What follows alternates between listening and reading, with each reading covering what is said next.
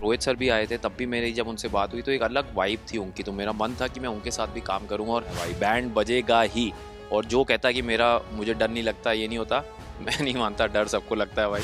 फरहाना तो अच्छी लड़की है यार, मेरी तो अच्छी दोस्त है वो। हम लोग काफ़ी मिले भी हैं बीच में बिग बॉस के बाद। और अभी क्यों करना चाहते हो? पहले कर लेते 10 साल, अभी क्यों? तुम्हें पता है तुम्हारे शोल्डर। और बिग बॉस में भी जब सलमान सर से मैंने बहुत सीखा, क्योंकि हर वीकेंड पे आके वो जो बातें बोलते थे, जो एक उनकी एक हाय, मैं हूँ गौरव खन्ना और आप लोग मुझे देख रहे हैं ओनली ऑन टेली रिपोर्टर पे। तो सर जी सबसे पहले तो स्वागत है आपका टेली रिपोर्टर पर। Thank you. मास्टर शेफ फिर बिग बॉस 19 और अब खतरों की खिलाड़ी कैटरिंग पूरी करनी है, फिर थोड़ा बता दें। पता नहीं यार क्या पूरा करना है मुझे। अपना तो अपने बारे में जानना है। और मुझे भी हर 2-3 महीने 4 महीने में ना एक ऐसा ख्याल आता है कि कुछ नया करते हैं, कुछ ऐसा करते हैं जो पहले नहीं किया। तो जब ये शो का ऑफर हुआ तो ये आप देख ही रहे हैं, डर का नया दौर। तो मैंने कहा जब नया दौर चल ही रहा है रियलिटी का अपना, तो ये भी लगे हाथ देख लेते हैं और पता चलेगा कि कर पाते हैं कि नहीं कर पाते। कुछ सीख के निकलेंगे यार। बिल्कुल। बिग बॉस और खतरों के बीच का जो गैप था उस दौरान क्या कुछ कर रहे थे?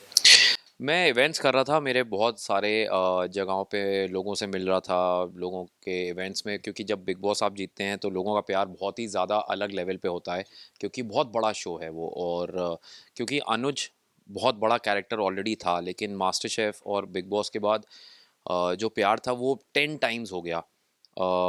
जैसे डेली सोप में एक पर्टिकुलर ऑडियंस होती है, लेकिन मास्टर शेफ और बिग बॉस के बाद हर उम्र का जो एक व्यूअर है वो जुड़ने लगा।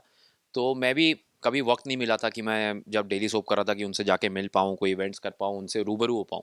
तो वो बहुत करने को मिला। और अभी भी खतरों में जाने से पहले भी मेरे को 3-4 कमिटमेंट्स हैं जो ख़त्म करने हैं, इसलिए ट्रेनिंग नहीं हो पा रही, मुझे वो टेंशन है।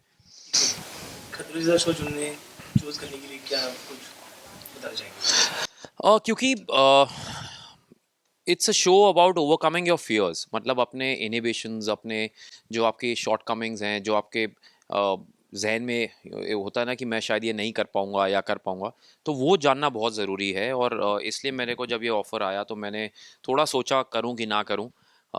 मेरी माँ थोड़ी सी हर माँ की तरह होता है कि बेटा क्या ज़रूरत है तुम्हें करने। और अभी क्यों करना चाहते हो? पहले कर लेते 10 साल, अभी क्यों? तुम्हें पता है तुम्हारे शोल्डर और एल्बो। तो मैंने कहा नहीं मम्मी, आई थिंक ये खुद को प्रूफ करना है बेसिकली। और रोहित सर होस्ट कर रहे हैं तो उनके साथ सीखने को भी मिल जाएगा। एंड आई फील जब भी ऐसा कोई दिग्गज होता है शो में तो मुझे उनसे सीखने का बहुत ज़्यादा मेरा मन करता है। बिग बॉस में भी जब सलमान सर से मैंने बहुत सीखा, क्योंकि हर वीकेंड पे आके वो जो बातें बोलते थे, जो एक उनकी एक एक तरीका है बात करने का, आपको अपना पॉइंट ऑफ व्यू देने का, तो वो मैं समझा। और वही जब रोहित सर भी आए थे तब भी मेरी जब उनसे बात हुई तो एक अलग वाइब थी उनकी, तो मेरा मन था कि मैं उनके साथ भी काम करूं। और खतरों के खिलाड़ी इट इज़ देन नाउ। जी। जब मैम को पता चला आप ये शो करने तो मैम ने क्या रिएक्शन थे? कुछ बताया उनका लाइक? हाँ, मतलब हमेशा यही होता है कि मैं हमेशा बोलता हूँ कि मैं चाहता हूँ कि कुछ नया करूँ, और घर वाले भी सपोर्ट करते हैं तो उससे भी बहुत फ़ायदा होता है। एंड ज़्यादा सोचता नहीं हूँ मैं contrary to what people believe, जब तक मैं सोचने की ज़रूरत ना पड़े मैं नहीं सोचता। तो जहाँ सोचना पड़ता है वहाँ फिर मैं पूरा सोचता हूँ। सुबह खाना बढ़ी तो क्या उनसे क्या दोस्ती होगी या? फरहाना तो अच्छी लड़की है यार, मेरी तो अच्छी दोस्त है वो। हम लोग काफ़ी मिले भी हैं बीच में बिग बॉस के बाद। उसकी बर्थडे में भी मैं गया था जब उसने पार्टी दी थी, और बड़ा मज़ा आया था हमें। आवेश के यहाँ भी मिले थे। सो मुझे अच्छा लग रहा है कि वो भी है शो में, और मज़ा आएगा यार। कोई मेरे सीज़न से भी है, मैं बोल सकता हूँ। तो देखा जाए तो हम दोनों एक ही सीज़न के हैं।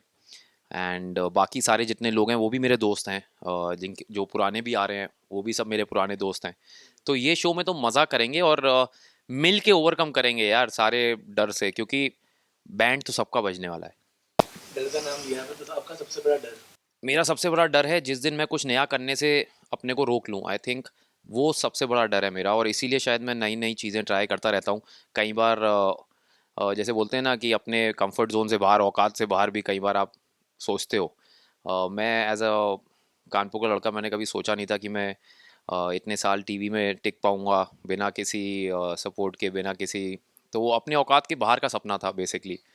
लेकिन क्योंकि वो सपना देखा और कुछ नया करने के फिराक में थे, तो वो हो गया। इसीलिए मैं चाहता हूँ कि वो चीज़ कंटिन्यू रहे। और ये भी एक सपना है कि यार कुछ ऐसा करें जो पहले नहीं किया है।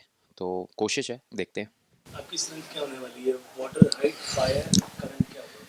मुझे कुछ नहीं पता क्योंकि मैंने ये सब ज़्यादा किया नहीं है, लेकिन अब वहाँ जाएंगे तो पता चलेगा कि मेरे क्या स्ट्रेंथ है और क्या नहीं। लेकिन ये पता है कि बैंड बज सकता है भाई, बैंड बजेगा ही।